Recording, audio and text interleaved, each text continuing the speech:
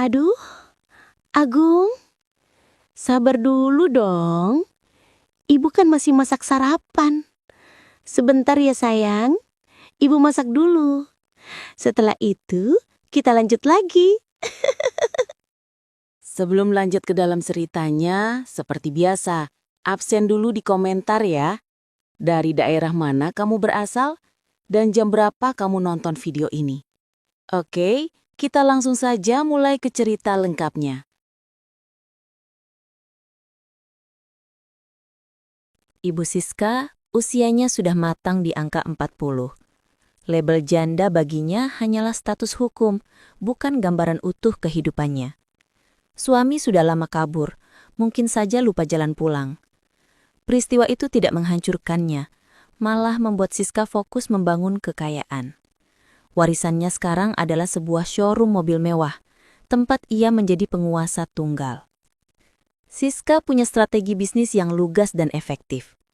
Pegawai showroomnya semua perempuan, cantik-cantik dan berpenampilan menarik. Tujuannya cuma satu, menarik perhatian pelanggan pria mapan yang ingin merasa dimanjakan secara visual saat berbisnis. Strategi ini berhasil, penjualan mobil stabil. Tapi bagi Siska, lingkungan kerjanya terasa monoton dan terlalu pink. Ia butuh penyeimbang, seorang pria. Bukan untuk urusan hati, tapi untuk urusan lapangan dan logistik yang kadang membutuhkan tenaga ekstra dan cara berpikir yang berbeda. Suatu hari, lamaran Agung masuk ke mejanya. Siska membaca sekilas kualifikasi dan langsung memanggilnya wawancara. Begitu Agung masuk, Siska mengakui dalam hati. Pria ini berbeda. Agung tampan, penampilannya bersih dan auranya menunjukkan keseriusan. Ia tidak terlihat seperti pria yang datang untuk main-main atau menggoda para salesnya. "Saya terima lamaran Anda, Agung," kata Siska tanpa basa-basi. Ia langsung ke inti. "Di sini semua perempuan. Anda akan menjadi satu-satunya laki-laki. Anda harus profesional.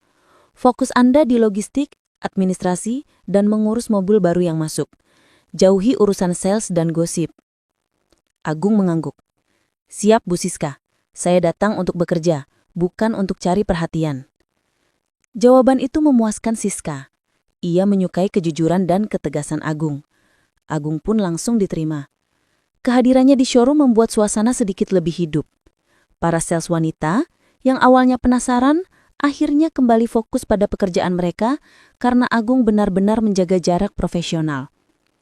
Ia cekatan, tanggap, dan tidak banyak bertanya yang sangat disukai Siska. Hubungan kerja Siska dengan Agung berkembang berdasarkan efektivitas dan solusi. Suatu pagi, Siska memanggil Agung ke ruangannya. Ada masalah kecil dengan pengiriman mobil premium yang seharusnya sudah sampai. "Agung, mobil yang di pelabuhan itu bermasalah dengan dokumen bea cukai. Saya sudah hubungi banyak orang tapi ribet sekali. Bisa tolong urus? Saya mau hari ini selesai," pinta Siska, suaranya tenang tapi mengandung tuntutan. Agung tidak mengeluh. Ia hanya menarik nafas sebentar. "Siap, Bu. Berikan saya detailnya. Saya akan ke sana sekarang." Melihat Agung yang langsung beraksi, Siska merasa ada kenyamanan baru yang ia dapatkan. Tidak seperti orang-orang lain yang selalu mengeluh dulu sebelum bertindak. Siska seringkali sengaja mencari alasan kecil untuk meminta bantuan Agung, bahkan untuk hal-hal yang sebenarnya bisa diselesaikan oleh kurir atau pegawai lain. Misalnya, meminta Agung mengantarnya ke bengkel resmi untuk mengecek mobil pribadinya. "Agung, tolong antar saya ke bengkel. Saya tidak enak membawa mobil ini terlalu lama," pintanya suatu sore, padahal mobil itu baik-baik saja. Dalam mobil keheningan sering tercipta. Agung fokus menyetir, Siska fokus menatap jalanan. Tapi pikirannya lebih fokus pada pemuda di sampingnya.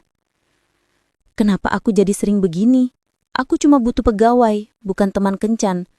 Tapi di sampingnya aku merasa aman," batin Siska. Perasaan aman itu adalah barang langka baginya setelah ditinggal pergi suaminya.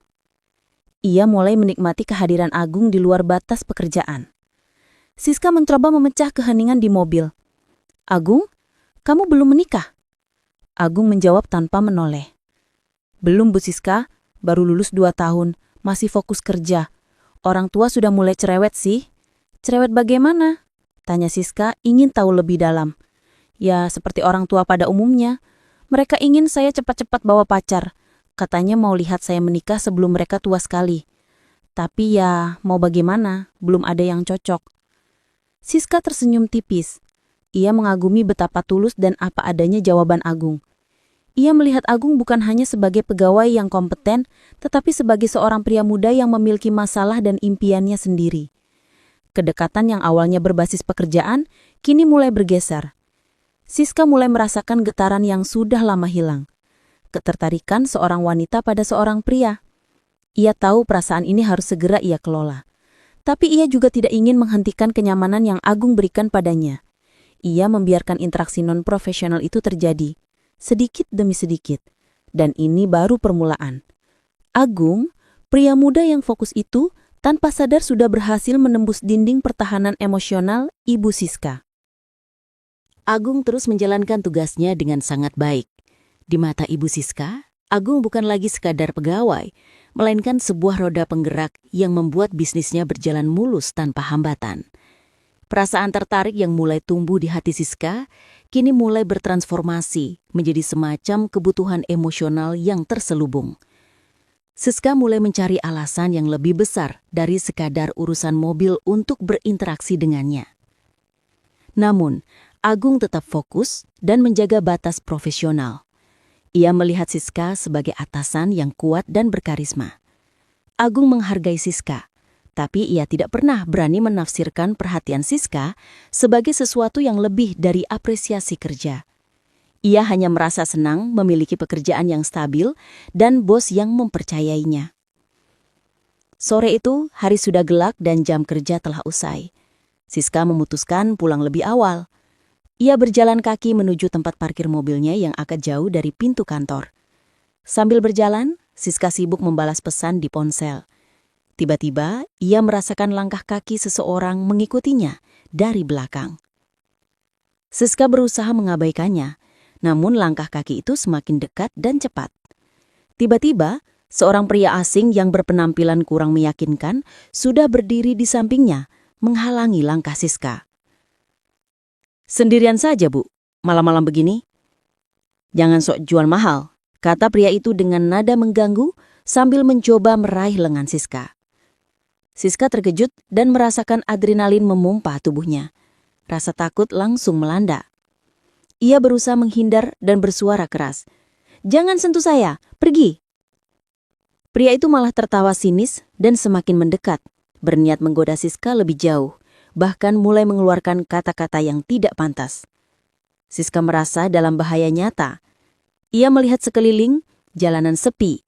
Ia menyesali keputusannya berjalan sendirian. Tiba-tiba, dari kejauhan sebuah motor berhenti mendadak. Itu adalah Agung.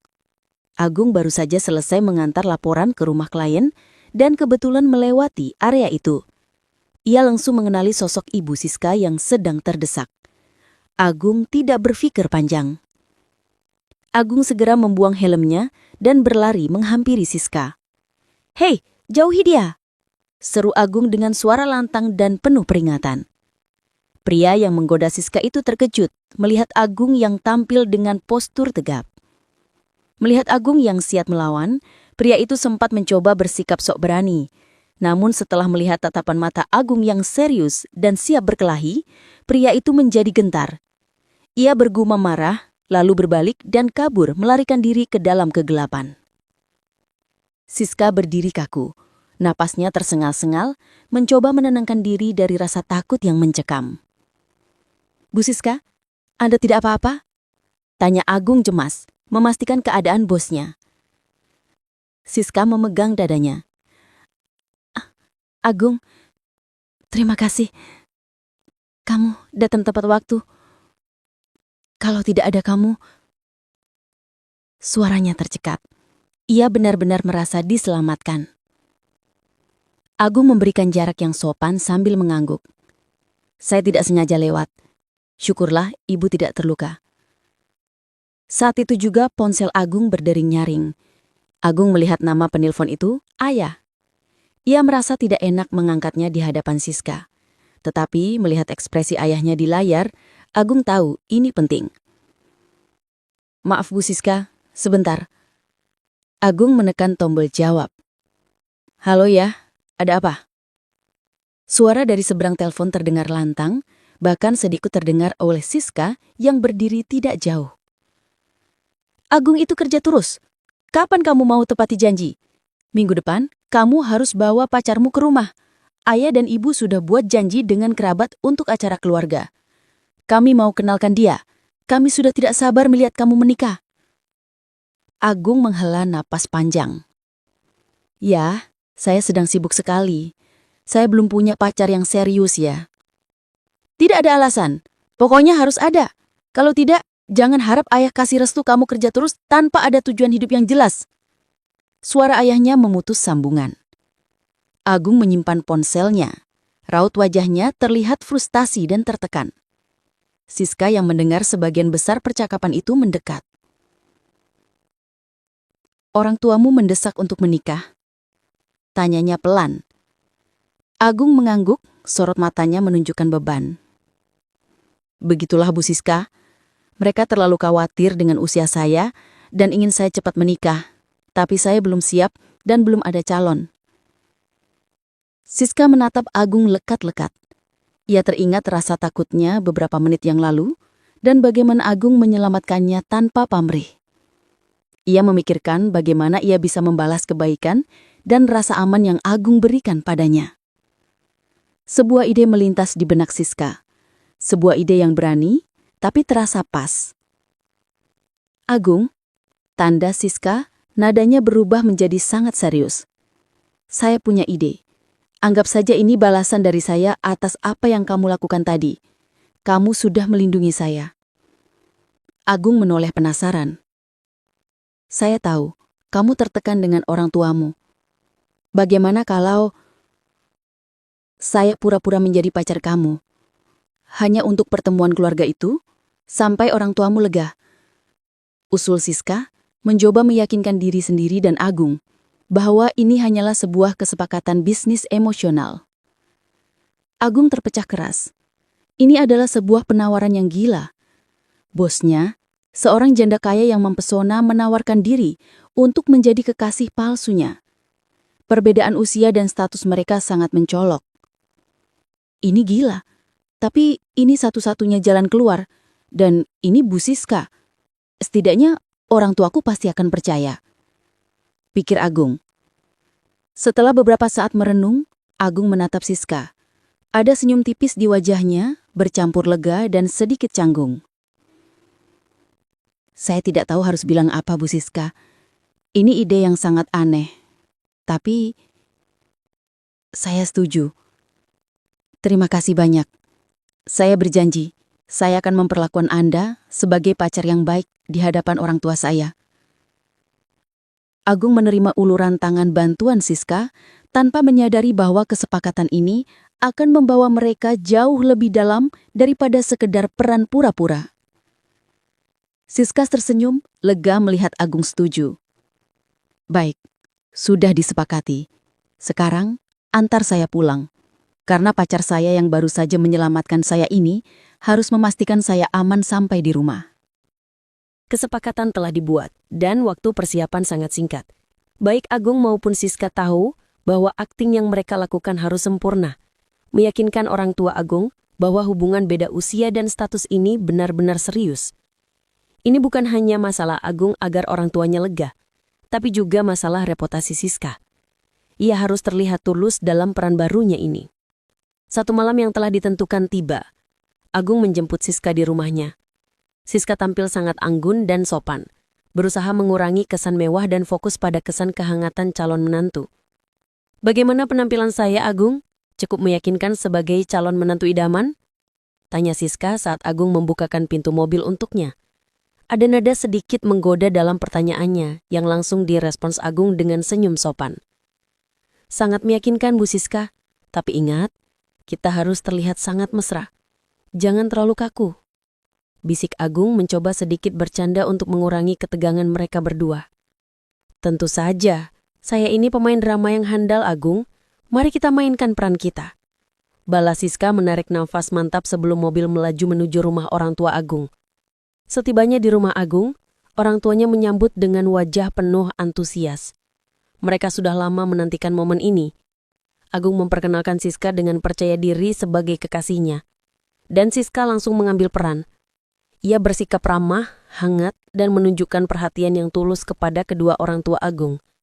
Saat makan malam, Ibu Agung terlihat sangat kagum dengan Siska. "Siska, kamu ini cantik sekali. Kami sudah lihat foto kamu, tapi aslinya lebih anggun. Kami senang Agung akhirnya bertemu orang yang dewasa seperti kamu." Ayah Agung menambahkan, "Tadi Agung bilang kamu pengusaha ya? Kami sempat kaget mendengar perbedaan usia kalian. Tapi melihat kamu begini, kami yakin kamu bisa membimbing Agung. Umur itu hanya angka. Yang penting, kecocokan." Siska tersenyum manis. "Terima kasih Pak, Bu. Saya menyayangi Agung karena ketulusannya dan kerja kerasnya. Umur memang bukan masalah bagi kami. Kami saling melengkapi." Ia sengaja mengucapkan kalimat-kalimat yang terdengar mendalam, meyakinkan bahwa hubungan ini sudah melewati batas pandangan umum.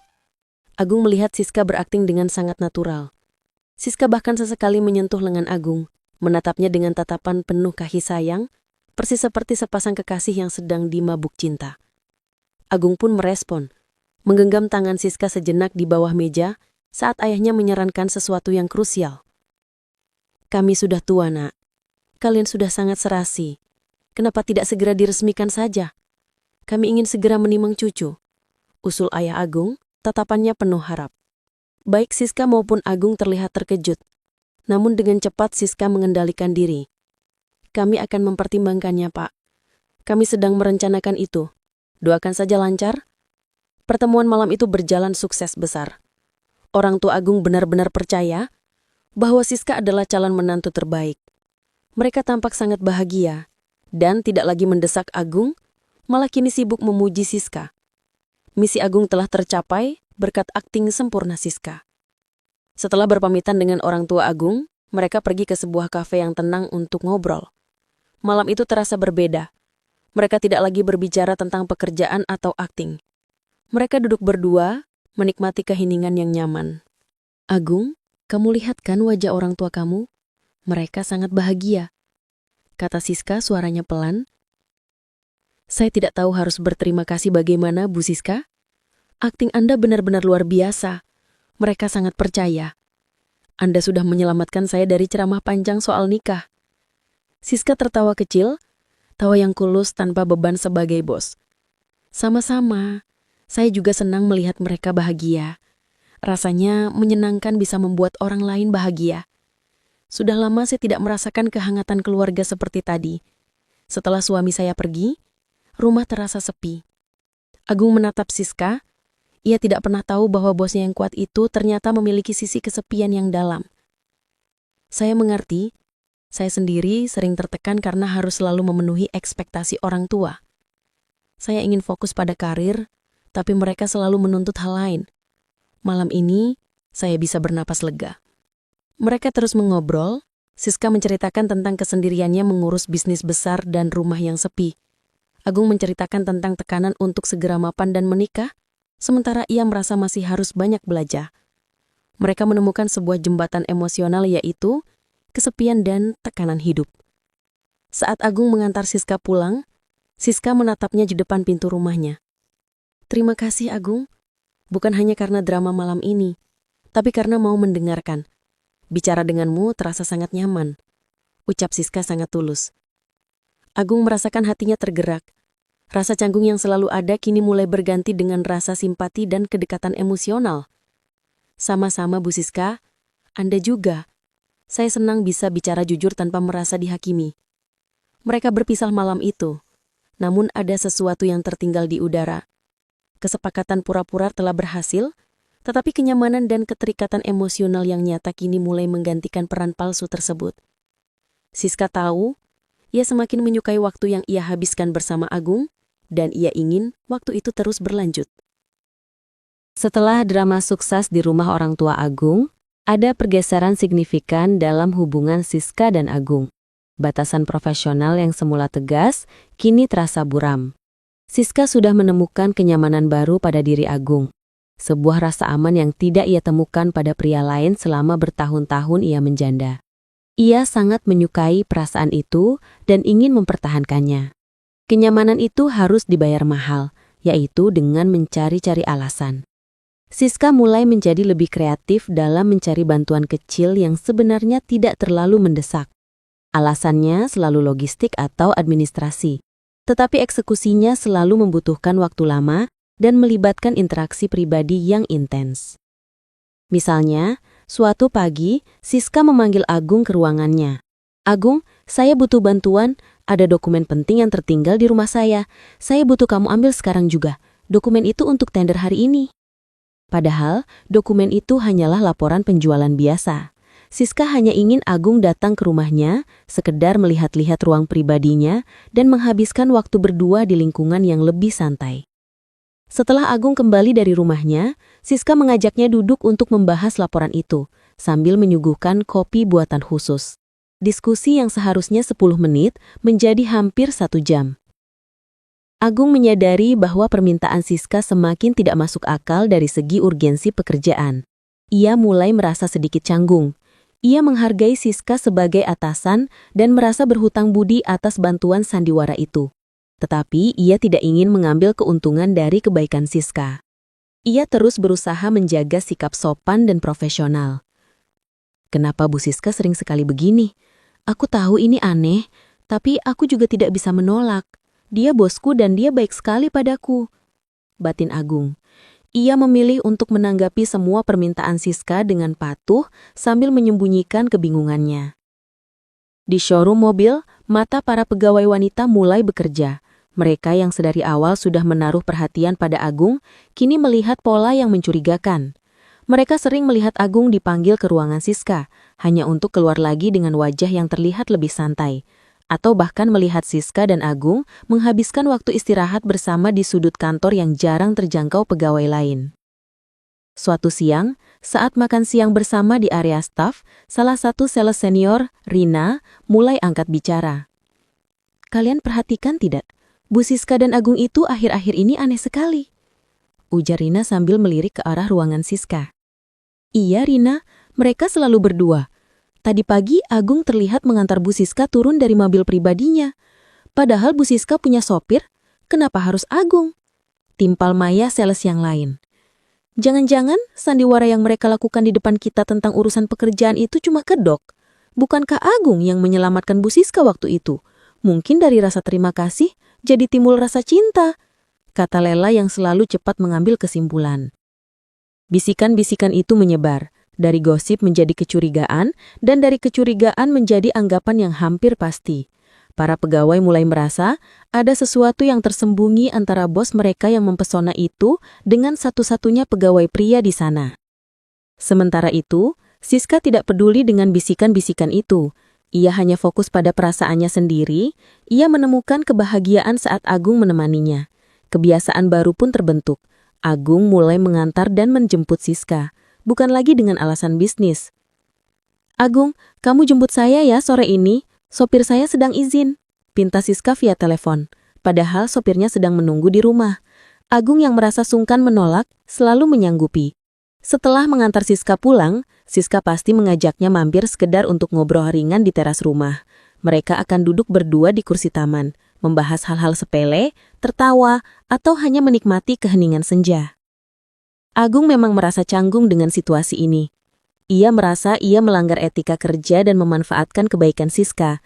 Tetapi di sisi lain, ia tidak bisa memungkiri bahwa ia juga mulai menikmati kedekatan itu.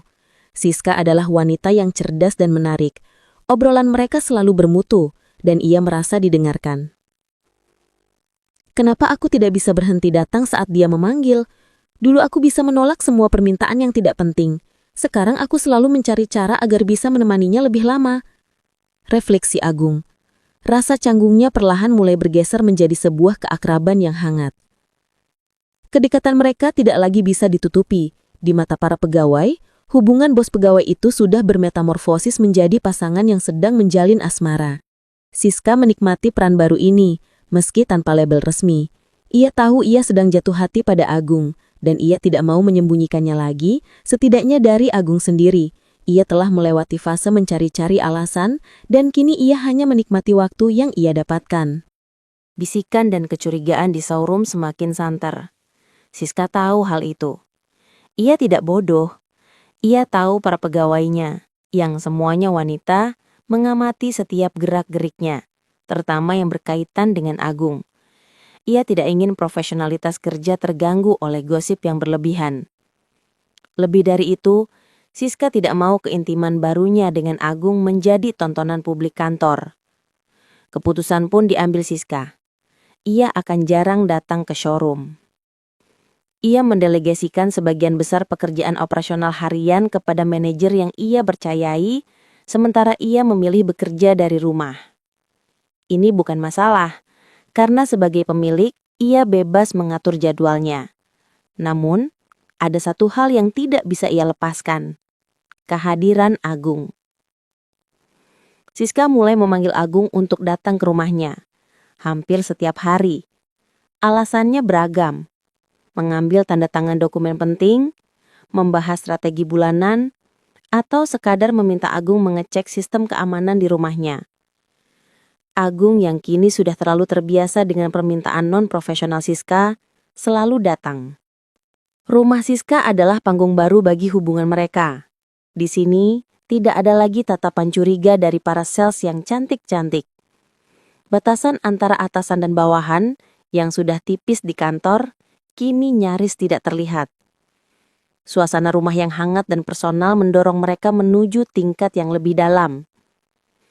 Siska secara sadar mulai memanfaatkan suasana rumahnya untuk mendekatkan diri. Ia menciptakan momen-momen yang terasa seperti pasangan sungguhan. Suatu pagi, Siska memanggil Agung untuk datang ke rumah.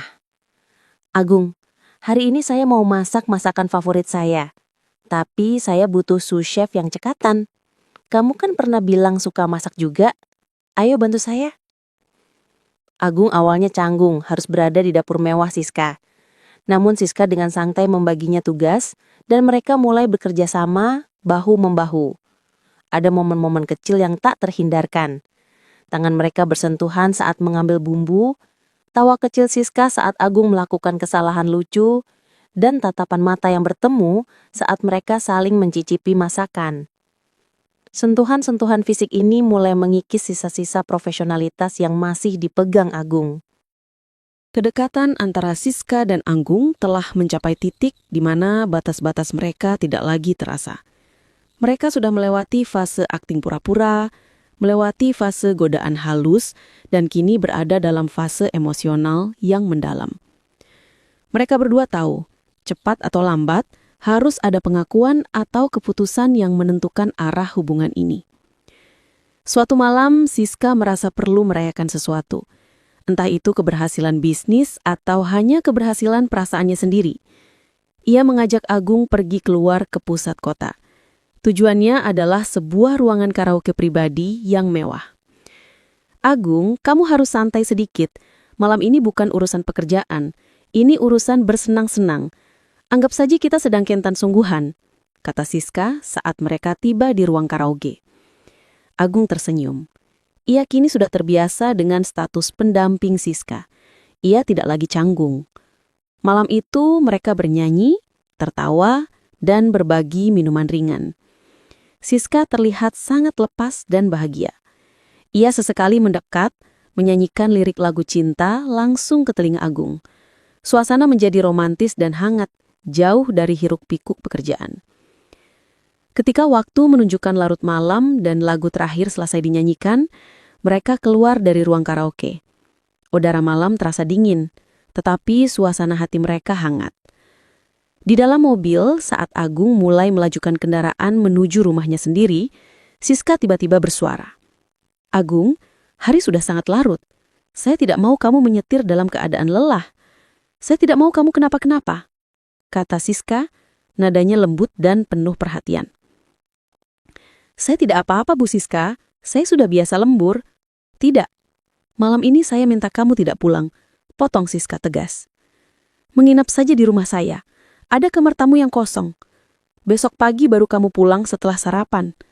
Saya tidak mau ada resiko apapun terjadi pada teman dekat saya ini. Agung terdiam. Ia tahu, permintaan ini sangat beresiko. Menginap di rumah Siska akan menghapus sisa-sisa profesionalitas yang ia pegang.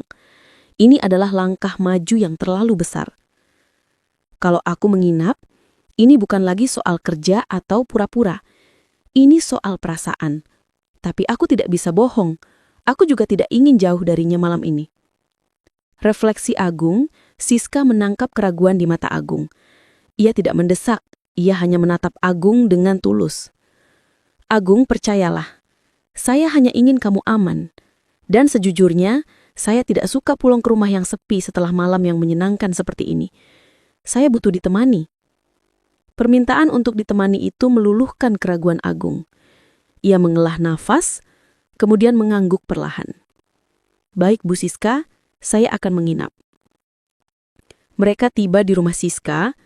Agung menempati kamar tamu, tetapi sebelum tidur, mereka sempat ngobrol sebentar di ruang keluarga. Obrolan itu tidak lagi membahas pekerjaan, melainkan membahas masa depan, mimpi, dan ketakutan. Mereka berbagi kehangatan di tengah keheningan malam.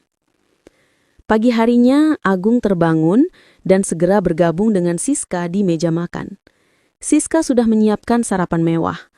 Pagi itu terasa damai, seperti rutinitas sebuah rumah tangga yang sudah lama terjalin. Saat mereka menikmati sarapan, Siska menatap Agung lekat-lekat. Momennya terasa pas, suasana tenang, tanpa gangguan, dan setelah satu malam yang terasa begitu intim. Siska memutuskan, inilah saatnya untuk bicara jujur. Agung, sejak kita setuju untuk pura-pura di depan orang tua kamu, ada hal yang berubah. Saya sudah tidak bisa berpura-pura lagi. Saya mencari kamu bukan lagi karena dokumen atau mobil.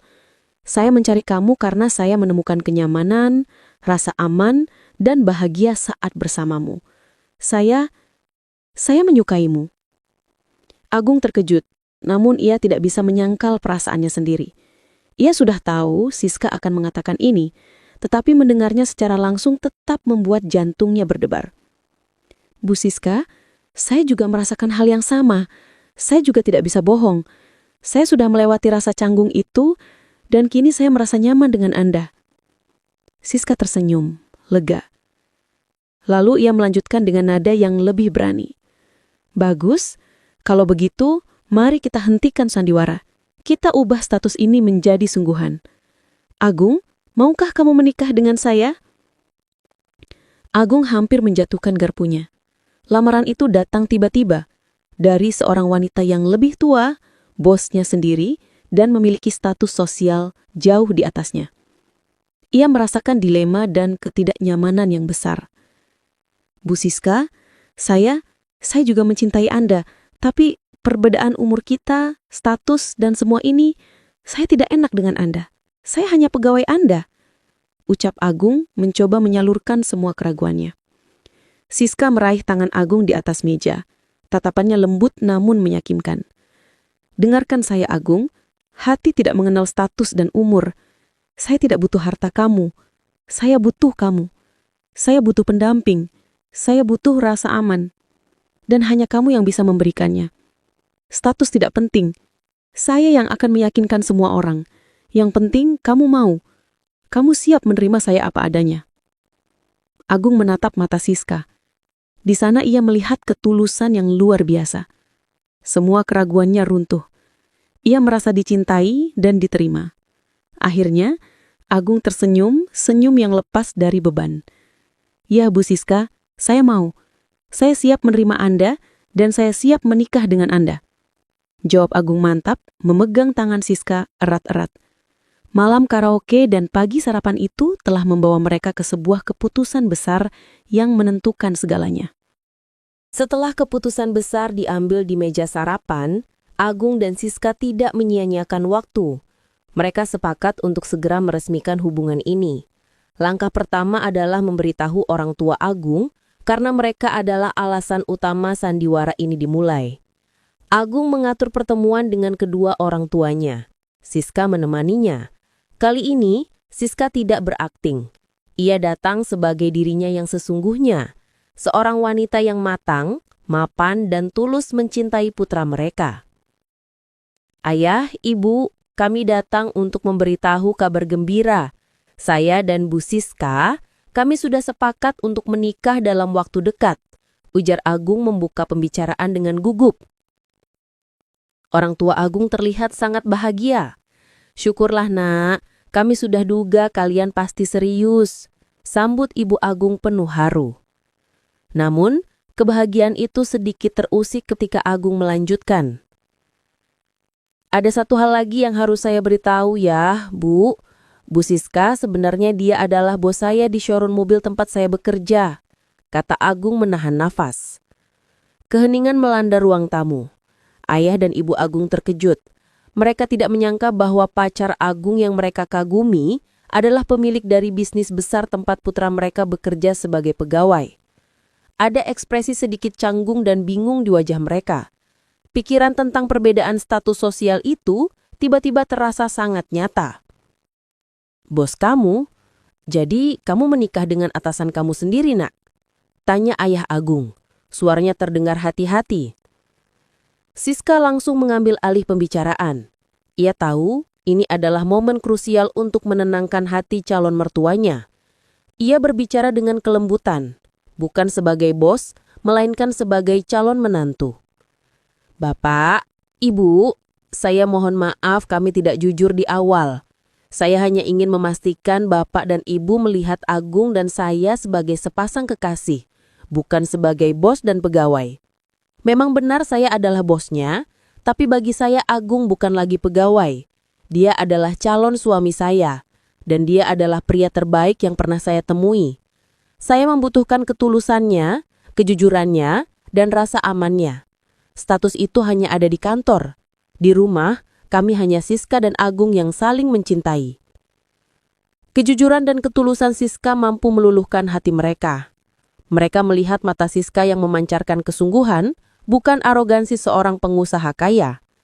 Orang tua Agung menyadari bahwa cinta yang tulus tidak memilih tempat dan status. Kami hanya ingin kamu bahagia, nak. Kalau kamu yakin, kami merestui. Kami senang kamu mendapatkan pendamping sekuat Siska, kata Ibu Agung, yang kemudian memeluk Siska dengan hangat. Keraguan yang sempat muncul akhirnya hilang, tergantikan dengan kebahagiaan dan restu yang tulus. Pernikahan pun disiapkan dengan cepat namun meriah. Siska dan Agung akhirnya menjadi pasangan suami istri yang sah. Bagi Agung, ini adalah perubahan hidup yang sangat besar. Ia kini bukan hanya menantu, tetapi juga suami dari pengusaha wanita yang sangat ia kagumi dan cintai. Setelah menikah, mereka kembali ke rutinitas showroom.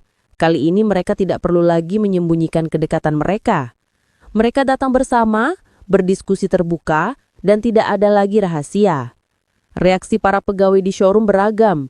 Bisikan yang dulu hanya kecurigaan kini menjadi kenyataan. Rina, Maya, dan Lela, para sales yang dulu bergosip kini melihat Agung dengan pandangan yang berbeda. Ada rasa cemburu karena banyak dari mereka yang diam-diam menyukai Agung.